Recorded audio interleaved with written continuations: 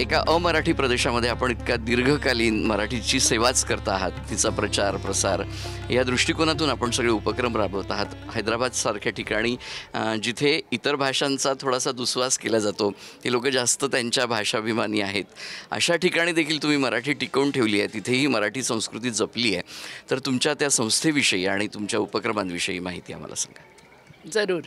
आमच्या संस्थेचं नाव आहे मराठी साहित्य परिषद तेलंगण राज्य. 1934मध्ये हैदराबादमधल्या लोकांनी एकत्र येऊन मराठवाडा साहित्य परिषद स्थापन केली, कारण त्यावेळेला निजाम स्टेटमध्ये मराठवाडाही होतं आणि मराठी जास्त लोक त्या भागात होती. 56मध्ये जेव्हा विभाजन झालं स्टेटचं आणि मराठवाडा हा महाराष्ट्राला जोडला गेला, त्यानंतर लगेच हैदराबादच्या लोकांना मात्र वाटलं की आपल्याकडच्या लोकांसाठी एक साहित्य संस्था असली पाहिजे आणि मग 58मध्ये एप्रिलमध्ये आपली मराठी साहित्य परिषद आंध्र प्रदेश ही स्थापन झाली आणि त्याच दिवशी त्याचबरोबर आपलं पंचधारा हे एक त्रैमासिक आहे, ते वाङ्मयीन सेवेसाठीच व्हायलं आहे आणि त्यात आम्ही मुख्यतः संशोधनात्मक असंच साहित्य देतो किंवा माहितीपूर्ण असं देतो. आणि त्याचबरोबर पंचधारा म्हणजे 5 भाषा, की हैदराबादमध्ये आपण जे म्हणालात ना मराठीचा दुस्वास असं मात्र नाही आहे, जे आपल्याला इतर प्रांतात कदाचित माहिती असेल, कारण हैदराबादमध्ये मराठी लोकांना फार सन्मानाचं स्थान मिळालं आहे. एक तर हैदराबाद मुक्तीसंग्रामात 1938पासून आमचे श्रीधरराव कुलकर्णी आमचे मराठी विभाग प्रमुखही होते आणि PV नरसिंहराव होते, म्हणजे बरोबरीने ही लोक, किंवा माडपाटी हनुमंतराव होते. तर कानडी, तेलुगू, मराठी, हिंदी भाषिक हे बरोबरीने काम करत होते. आणि उर्दू म्हणजे मुस्लिम राजवटींनी आमच्यावर खूप अत्याचार केले, परंतु उर्दू भाषेबद्दल लोकांना प्रेमच होतं, कारण ह्या आधी स्वातंत्र्य मिळेपर्यंत आमच्याकडे सरकारी शाळांमध्ये आपल्या भाषाच नव्हत्या आणि फक्त उर्दू भाषा असल्यामुळे लोकांना उर्दूमध्ये शिकले होते. साहजिकच काल आपण उद्घाटनाच्या भाषणातही ऐकलं असेल की भाषेची वैरी नसतेच, त्यामुळे भाषिक लोकांनी एकमेकांच्या भाषेचा राग नाही केलेला.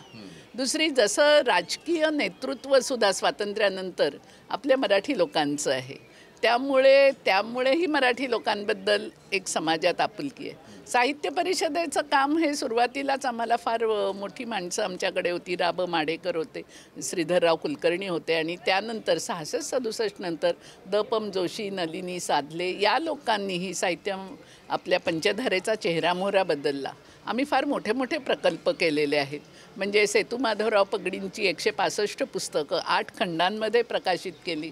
द.प. जोशींबरोबर काम म्हणजे सहसंपादक म्हणून मला काम करायची संधी मिळाली. नंतर नांदापूरकर जे होते, माझी मराठी असे माये भाषा, आपल्याला तर माहिती आहे नांदापूरकरांची काम, तर त्याचे आम्ही 2 खंड केलेले आहेत त्यांच्या समग्र साहित्याचे, त्यात त्यांच्याबरोबर सहसंपादक.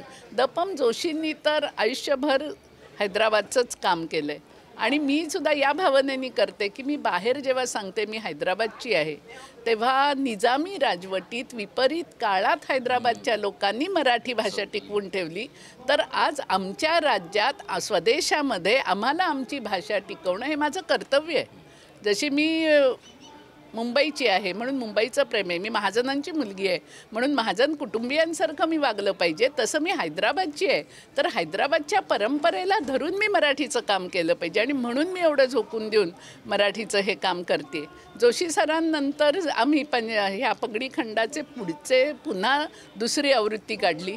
नंतर काही विशेषांकांचं आम्ही पुन्हा केलं, म्हणजे जसं गोदावतटीचे कैलास लेणे हे कुरुंदकरांच्या बद्दलचं पुस्तक होतं, त्यांच्या स्मृतिलेखांचं, त्याची आवृत्ती संपली तर आम्ही त्याची एक नवीन आवृत्तीमध्ये काढली. नंतर गालिबची 100 पत्र असा एक पंचधाराचा विशेषांक होता, तर त्याला मागणी होती म्हणून आत्ता कालच म्हणजे 15 फेब्रुवारीला आपण हा गालिबची 100 पत्रे एक अवलोकन हा मराठी साहित्य परिषदेतर्फे पुस्तक रूपामध्ये प्रकाशित केलेला आहे, की जे आमच्याकडचं उत्तम आहे, चांगलं आहे, लोकांपर्यंत पोचलं पाहिजे, विस्मृतीत गेलेलं आहे, ते आम्ही लोकांपर्यंत देण्याचा प्रयत्न करतो. तसंच पंचधारेचं जे मी आपल्याला सांगितलं की अभ्यासपूर्ण लेखन, संशोधनात्मक लेखन, मोजके नेमके पण त्याचं चांगल्या पद्धतीने लोकांपर्यंत पोचवणं असं काही मी एकटी नाही करत. हे सार्वजनिक काम आहे, त्यामुळे आमची टीम आहे. मराठी साहित्य परिषदेच्या पाठीशी तर स्पर्धा नाही आहे. आमची सगळी माणसं एकमेकांशी फारच महाविद्यालयाचा एक मोठा आधार आहे आम्हाला. मराठी महाविद्यालयाचा की महाविद्यालयातले जे सगळे निवृत्त प्राध्यापक आहेत ते परिषद हे आपलीच मानतात. प्राध्यापक असोत, कर्मचारी असोत, विद्यार्थी असोत. त्यामुळे परिषदेला हे सगळ्यांचं बळ मिळालं. आणि हे पंचधारा जे आमचं आहे ते सुद्धा आम्ही विषयात खूप वेगळेपणा घेतला. आणि जोशी सरांना जाऊनही आता 11 वर्ष झाली, परंतु देवाच्या म्हणजे शारदेच्या कृपेने आणि हैदराबादच्या लोकांच्या आशीर्वादामुळे नवनवीन विषय मला सुचत गेले. मला सहाय्य करणारी मंडळी आमच्या हैदराबादेत आणि बाहेर मिळत गेली. आणि पंचधारेचं नाव एवढं वर होतं की पंचधारेसाठी लिहिण्यासाठी आजच्या या व्यवहारी जगात सुद्धा लोक आपुलकीने लिहितात. कुठलंही मूल्य मानधन न घेता लिहितात की पंचधारा. आणि पंचधाराला UGCची मान्यता आहे. छत्रपती शिवाजींचं 350वा राज्याभिषेक दिवस आपण यावर्षी साजरा केला. वेगवेगळे अंक निघाले. आणि मग महाराष्ट्राबाहेर शिवाजीराजे कुठे पोचले त्याच्याबद्दलचे 19 लेख आपण हा पंचधारेचा शिवछत्रपती विशेषांक प्रकाशित केलेला आहे. की याच्यामध्ये मग शिवाजीनंतरसुद्धा ओरिसात भोसल्यांचं राज्य होतं किंवा होळकर आणि शिंद्यांचं काम आहे की जे बाजीरावांनी पुढे नेलेलं आहे. म्हणजे जी हिंदवी स्वराज्याची पताका जी शिवरायांनी रोवली आणि त्याचा विस्तार महाराष्ट्राबाहेर कसा कसा गेला आहे त्यासंबंधीची सगळा माहितीपूर्ण असा हा अतिशय वेगळा लेख आहे. अनेक इतिहासतज्ञांनी याच्यामध्ये आपलं योगदान दिलेलं आहे. त्याच्या आधी मालिनीबाई राजूरकर विशेषांक आपण केला, कारण मालिनीबाई हैदराबादच्या आहेत. आमचं त्यांच्याशी विशेष त्यांच्याबद्दल आपुलकी आहे, पण त्या जागतिक कीर्तीच्या गायिका आहेत. तेव्हा त्यांच्यासाठी आम्ही एक अंक केला. आणि आत्ता या संमेलनात आपण प्रकाशित करत आहोत तो आहे हा पंचधारेचा नवीन अंक. त्रैमासिक आहे. जानेवारी, फेब्रुवारी, मार्चचा हा अंक आहे. आमचं अजून एक वैशिष्ट्य मी म्हणते की मला सहाय्य ह्या सगळ्या आमच्या कार्यकारिणीचं आहे म्हणून हे सगळं होतं आहे. आज तिथल्या आमच्या 3-4 जणी उपस्थित आहेत या ठिकाणी. म्हणजे आमच्या कार्यवाह आहेत शैला जोशी, आमच्या निवृत्त प्राचार्य आहेत देशपांडे, त्यानंतर आमची एक कार्यकारिणी सदस्य आहे इथे शुभांगी, आणि अजून अनेक जणी आहेत. म्हणजे अजून दुसरेही कार्यकारी सदस्यच आमचा स्टॉलसुद्धा बघतायत, मुकुंद आचलेकर आणि अर्चना. म्हणजे असे रवी नाईक पहिल्यापासून जोशी सरांबरोबर खूप काम केलेले. ह्या सगळ्यांमुळे हे एवढं मोठं काम होतं आहे आणि त्याचा मला खूप समाधान आहे.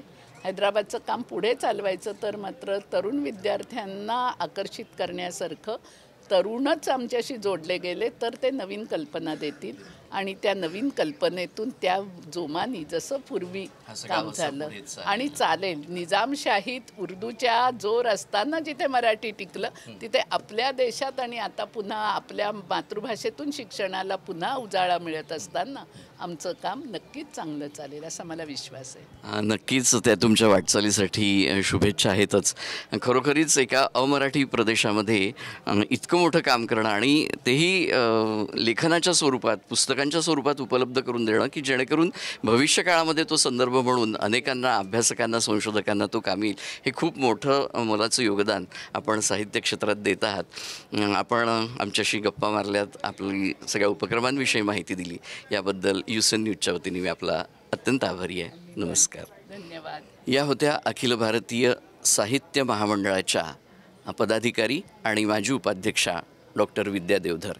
त्यांनी अतिशय कष्टानी आणि अतिशय संघर्षाने निजामशाहीमधल्या हैदराबादेतल्या प्रदेशामध्ये मराठी टिकवण्याचं खूप मोठं आणि मोलाचं काम केलं आहे.